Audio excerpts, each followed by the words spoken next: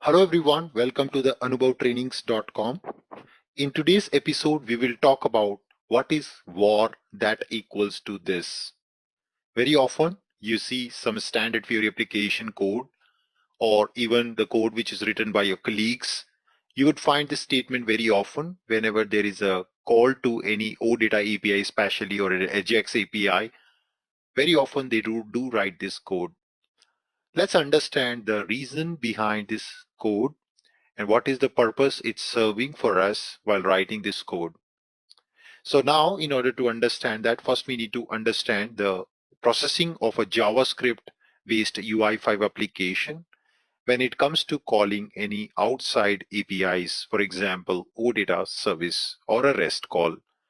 Now, this is a sequence diagram, quick sequence diagram of how the JavaScript works with respect to calling an API. So just imagine this is your user who hits a button on the Fiori UI to load the data. The Fiori app, then you have written some controller code in the Fiori app. So here this indicates your controller code ultimately is invoked. And this controller is calling a read method of your OData model. As a result of that, a network call will be made to the backend SAP server to load the data from OData service. But unlike other programming languages, JavaScript does not wait until this call gets completed. So until the response comes from the server, JavaScript statement won't wait here. Rather, it continues and it gives control back to the user. Now, later point of time, when your API responds back, your SAP server, which is an ABAP server, essentially, which is responding to this OData request, it comes back the response, it returns the results value back. What happens is in JavaScript Fiori app, in the controller, we have a callback function. This callback function handles this response, and then it shows the result to the user on the UI. So this is pretty much so-called asynchronous non-blocking IO processing of JavaScript. How JavaScript works doesn't work like ABAP or doesn't work like Java programming. Now, if you want to understand more on this behavior, please click the I button, or you can also find the video into the description of this particular video to understand asynchronous non-blocking IO processing of JavaScript more in details. But in this context now, we are understanding the purpose of this and that. So why is that and this is important? So basically, as you saw, that my method who was initially invoking the OData API is not waiting anymore, which means the scope of this method already complete. This particular method is already complete by the time response comes back. And the response is handled by somebody else, which is a callback function. Yeah. So that's what is happening. So which means there is a small challenge with respect to this. So basically what happens when you start your controller method of your application method, your controller method, there is something called this pointer. Now this pointer actually holds the object of JavaScript. This object holds the object of controller instance. And using this only, we can obtain the view object because we can say this dot get view, and that gives you the view object. Now, this pointer is also in scope here. When you're calling OData model at this point of time, it is still in scope. But once the method ended here, this pointer scope ends. And when the callback is hit, you can't actually access this pointer in the callback because in the callback, this pointer is not going to hold the object of controller. Rather, it's going to hold the object of your OData callback. So how can I then access my view elements? How can I then access my controller object or call some other methods of the controller? Because this pointer is no more holding the object of my controller. No more, no more. It was earlier holding the object of controller in the controller handler, but now it's not holding that. And as a result of that, I will not be able to call my view, or I will not be able to get my object of my input fields or some controls which I want to interact with after the data comes back. So I don't have that access. So as a workaround of that, what we do is we create a local variable. Okay, so we create that local variable, and that local variable is created here at this place, and we call that local variable typically as that. Yeah. Now, the funda behind that is that any local variable which is created to initiate a callback, later on results to a callback, this local variable will always be in scope of the callback function available. So it's actually making our this pointer available in form of that pointer. So we are assigning this to that so that we can somehow access this controller instance in this callback function. Looking difficult to understand? No problem. Let's look at into the system with an example and understand this whole processing. Okay. So what I have is an example already written to call an OData REST API using JavaScript, using an AJAX call, and it's basically calling an OData API. And we'll see how exactly this callback function is behaving. So I already have created last time a SOAP call program. And if you have not find this or not seen this video, please click the I button or find the description of that video into this description of this video so that you can also create this one. But I will straight away start with the call. So basically this is an application which we had already built in the last video, where when I run, I basically get two buttons. One is to SOAP call and another is a REST call. So when you call the REST API, it calls the Northwind service and loads some data here on the table control. That's not our goal. Our goal is to understand this equal to that in this video. So for that, what I'll do is I'll just go to the method for the REST call, and this is the URL we are calling. And let me make it zoom a little bit. And then we're making an AJAX call. So right now what I'll do is I'll just remove this, and now here I will make a OData call. So let's define an OData model.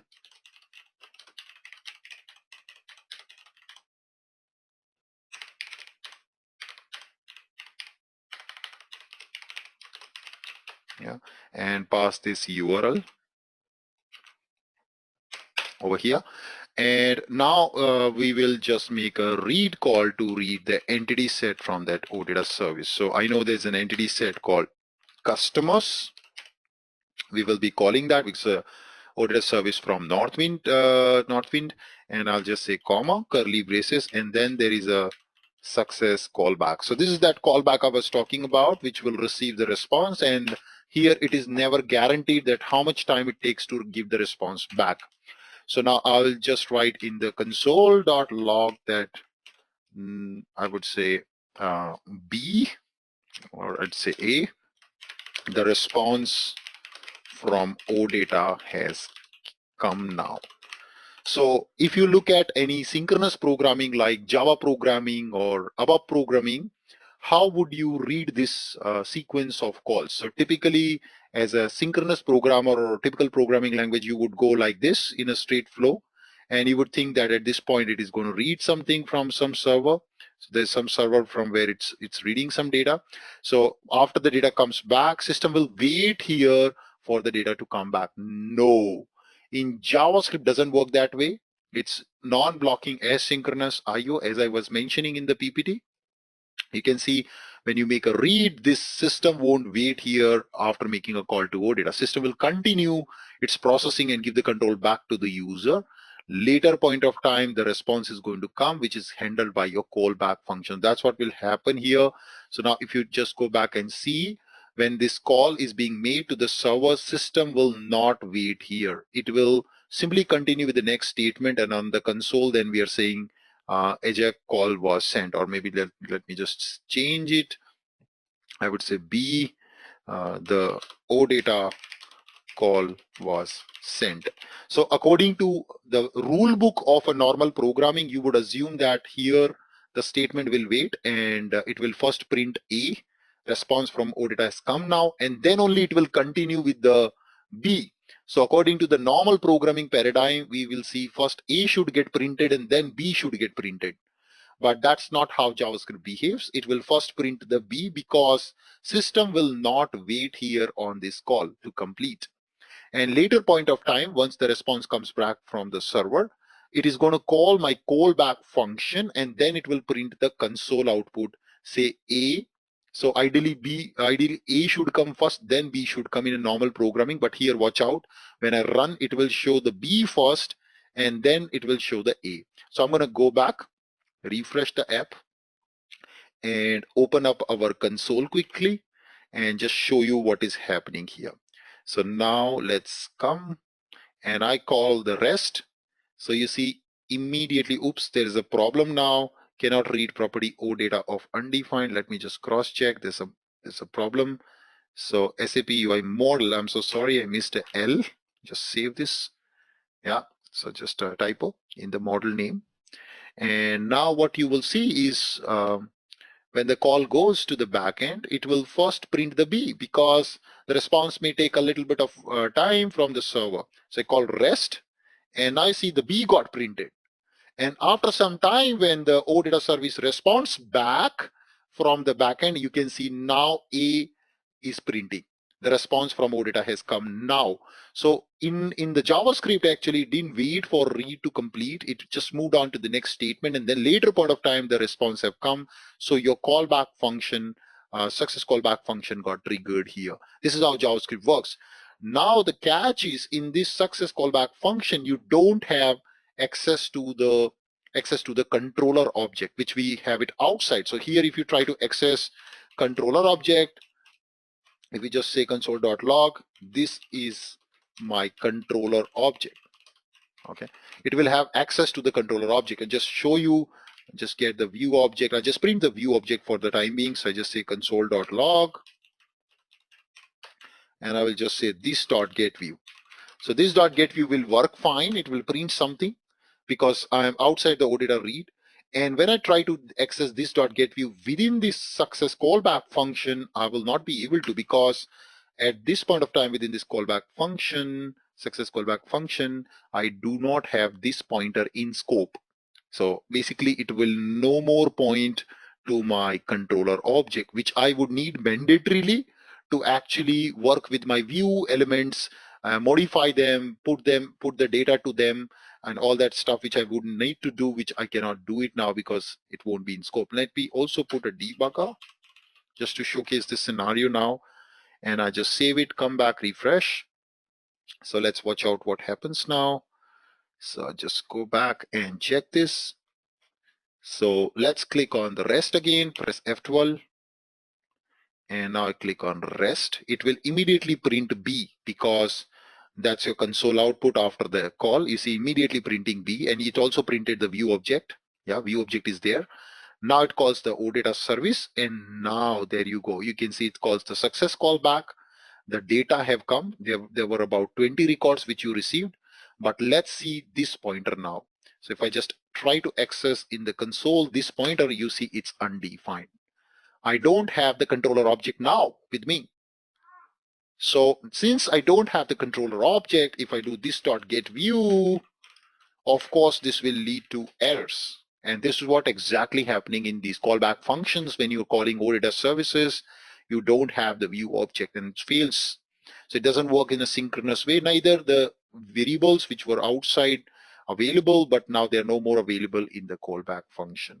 So how do you get then the least object? Because now as a developer, what you want to do in this subsequent step here is you want to now get the least control object, and you want to instantiate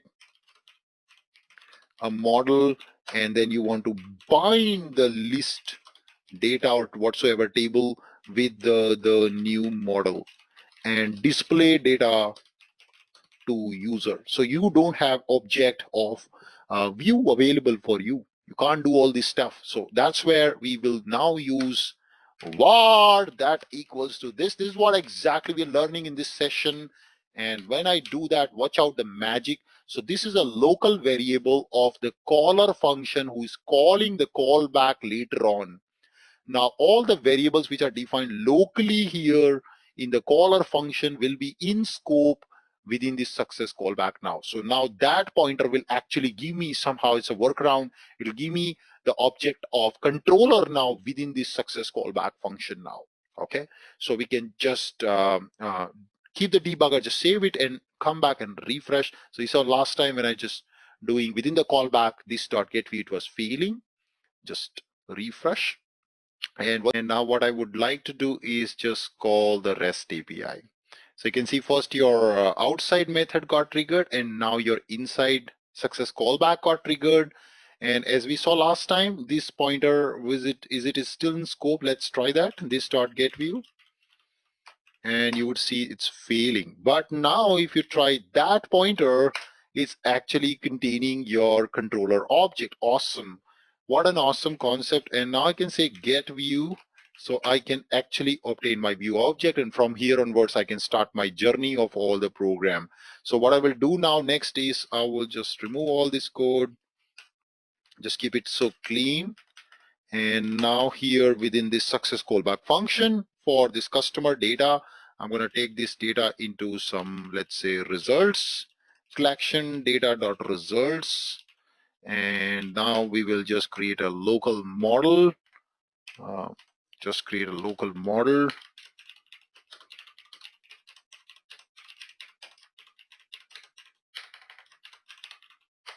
And set this result data to that local model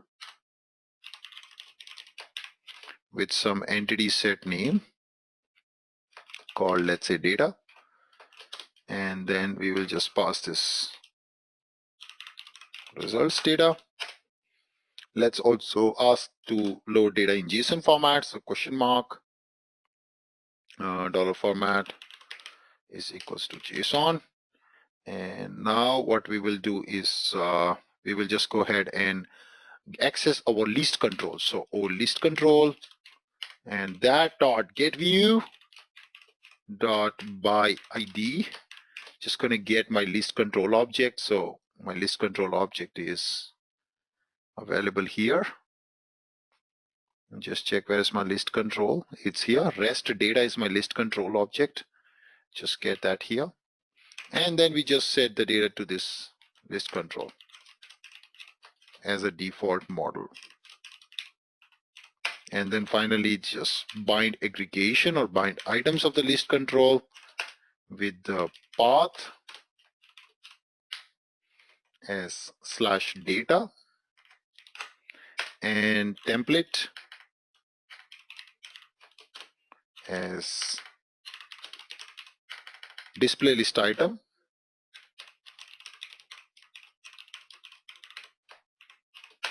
with the value and text label, I think. And now we're going to get here the properties of the customer.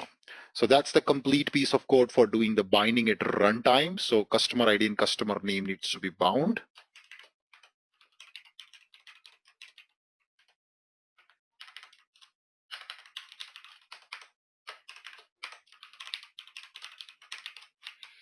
And I'll just save our method. And it's trying to just go ahead and test it. So I'm going to go back, refresh the page. So earlier you saw in the callback function, I was having no scope or no access to this pointer, my controller object, so that I can obtain my view elements. But now I do have that. So I call the rest, and it will call the callback function after the data is received. So let me check. Another issue seems like, okay, there's a problem called JSON model. So this UI JSON model is not available. Yeah, SAP UI model class JSON model. So that's a small correction. I just save and refresh. Possibly I don't need to debug. I can just simply go ahead and call REST. It calls the backend API, and then once the response comes back, voila, you can see on the UI all the data for each customer is getting displayed here.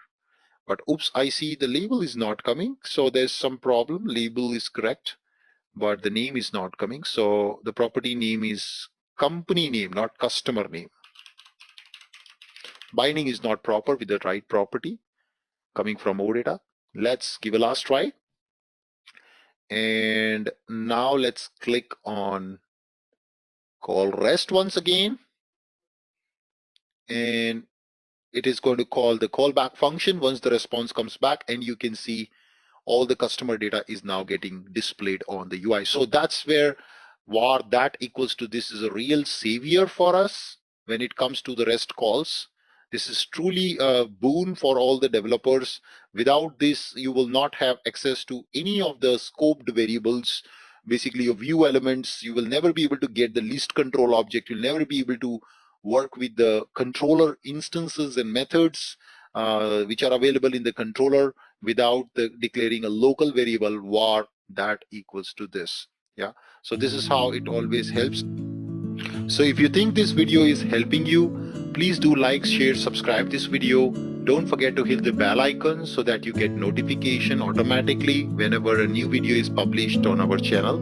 Thank you so much, and I'll see you in the next video.